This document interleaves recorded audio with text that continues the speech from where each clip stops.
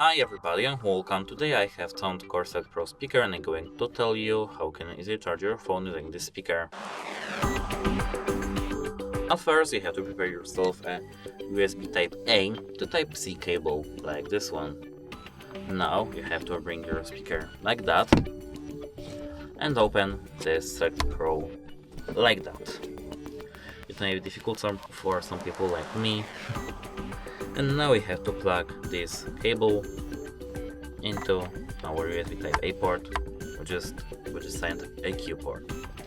Now we can bring our phone, for example this iPhone, and we have to plug our USB Type-C into our phone over here.